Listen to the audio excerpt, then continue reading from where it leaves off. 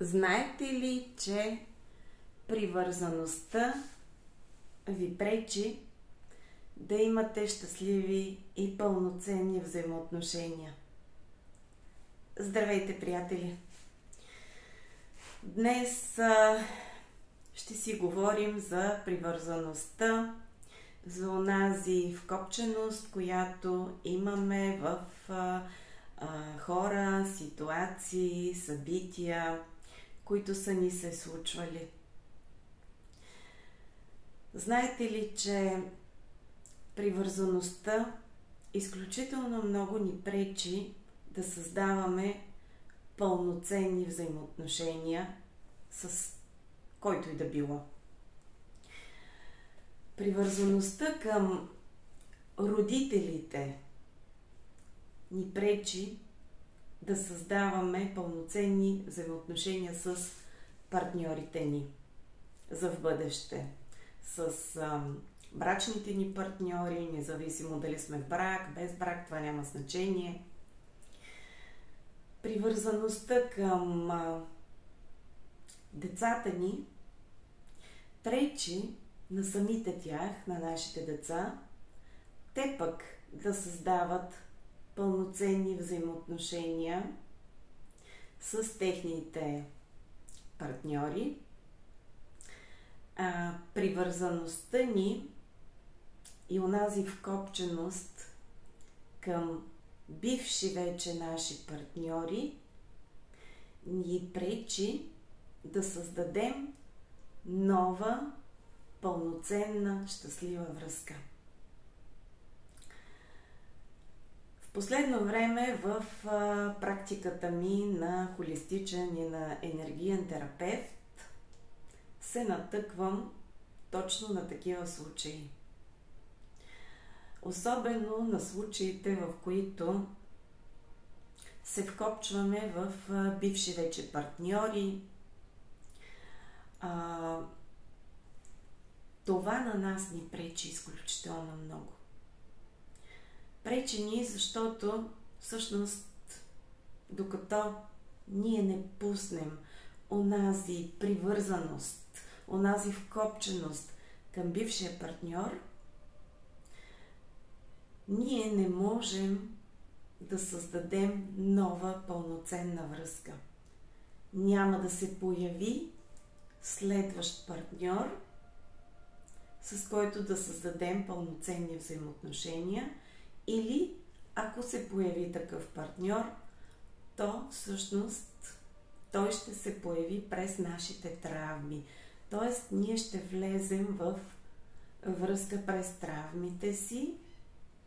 Съответно, този партньор също ще бъде с травми и ще отработваме травми в тази връзка, което всъщност не е основа за пълноценна връзка. Затова, мили хора, не взимайте никого за даденост, не го приемайте за даденост. Не се вкопчвайте, не се привързвайте.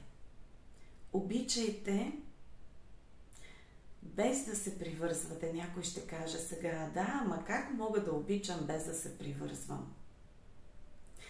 Истинската любов не е вкопченост. Истинската любов не е привързване. Тя е тук, от сърчицето. Оттам се излъчва. От сърдечна чакра. Затова и толкова много наблягам в последно време на изчистване на нашите енергийни центрове или така наречените чакри. Когато ние сме вкопчени в някого, когато ние имаме привързване към някого, всъщност ние не обичаме през сърцето. Не излъчваме през сърцето любовта си. А тя идва от ума, от егото. Да, обаче ума и егото винаги пресмятат. За, против. и там идва цялото объркване. Доста често в практиката ми, в консултациите, които правя, имам такива казуси на дами, които вече така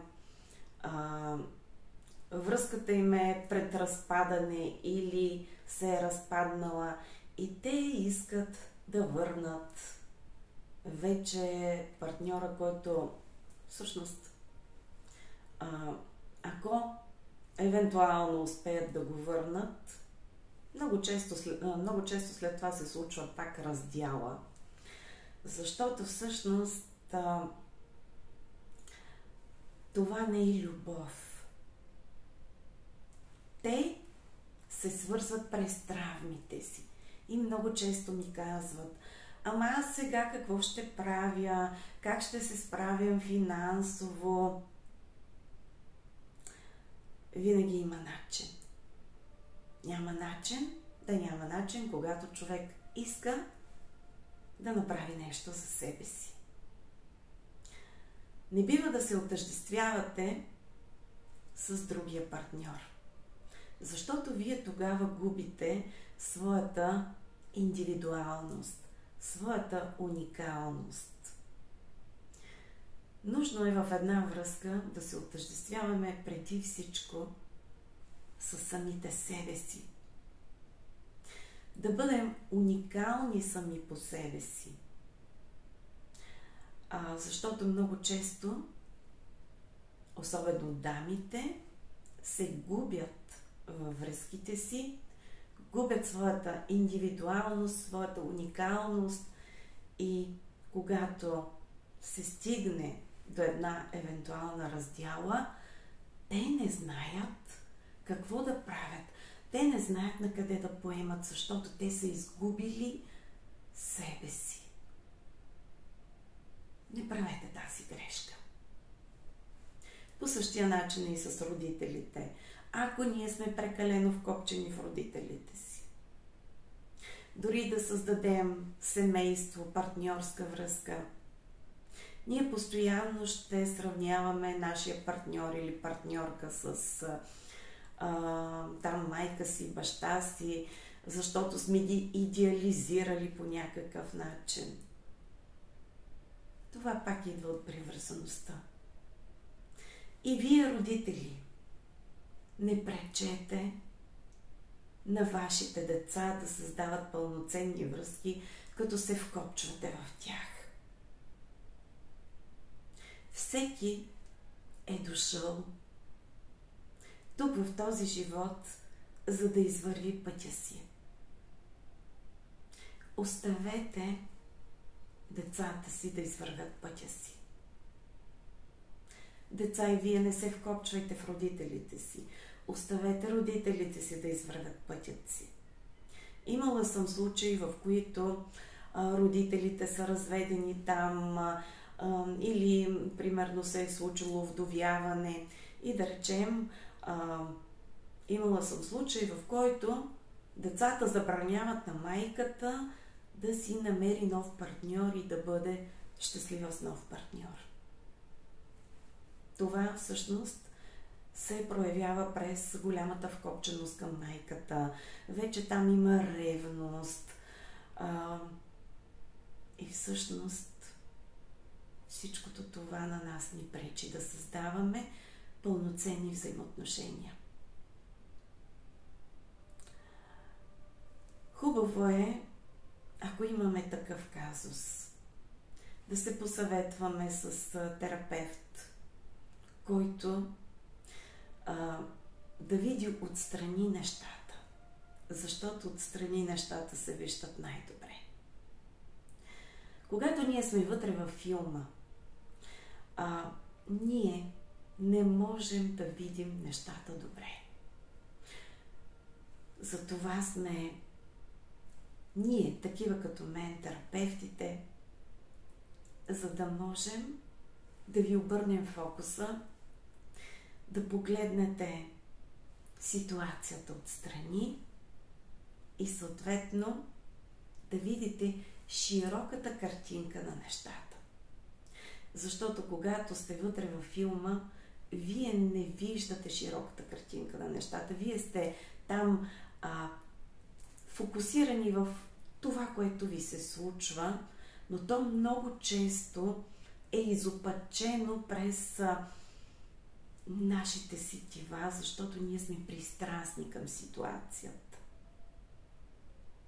Терапевта обаче, затова е терапевт, за да види отстрани нещата. Терапевта не е пристрастен към вашата ситуация. Да, аз като терапевт мога да го кажа, че винаги по някакъв начин съчувствам на хората, които се допитват до мене и няма как да е иначе, защото в противен случай не бих могла да им бъда полезна. Винаги трябва да се включи емпатията, но аз не съм пряко засегната от това, затова мога да видя широката картинка на нещата и всъщност през информацията, която ми се спуска, защото освен холистичен терапевт, аз имам и дарбата ясновидство, тъй като съм канал за информация и енергия през полето на Акаша, аз мога да видя всъщност какво е планирала вашата душа за сегашния живот, какви са договореностите, които е сключвала с другите души, какъв е договора между вас и конкретния човек,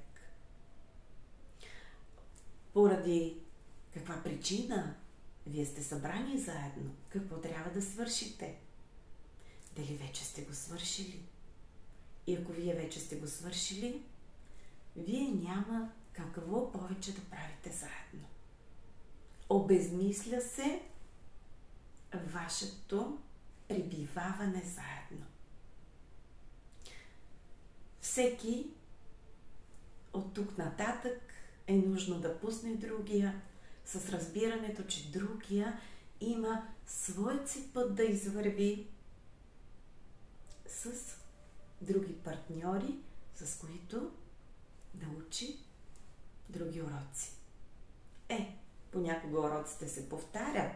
Ако не сме успяли да научим урока с този конкретния човек и дезертираме от връзката, избягаме, тогава на нас ни се дава друг човек с същия урок. Затова не се привързвайте към никого и към нищо. Обичайте през сърцето. Сърцето знае как да обича без да се привързва. Егото, ума е този, който се привързва. Оттам всъщност идват всичките ни проблеми. Усещайте. Просто усещайте. И когато усетите, че вече нямате какво повече да дадете на конкретния човек, просто го пуснете. Спокойно, без излишни драми, без да се опитвате, защото някои хора ме търсят и ме питат: ама вие сега тук не правите ли ритуали за събиране? Не, мили хора, аз не се занимавам с такива неща. Защото ще ви кажа една проста истина. Ако договорът ви с конкретния човек е приключил, каквото и да направите, каквито и ритуали да направите, каквито и магии да му направите, вие няма да се съберете. И дори ако се съберете на сила за малко, вие пак ще се разделите. И в обратния случай, ако договора ви с конкретния човек не е приключил, каквито и ритуали да направите, каквито и магии да направите, вие няма да се разделите. Дори да се разделите, след известно време пак ще се съберете, защото не сте си довършили задачките. Затова усещайте през сърцето. никога не лъже. Пожелавам ви наистина да имате едни осъзнати взаимоотношения с осъзнати хора. Пълноценни връзки и любов.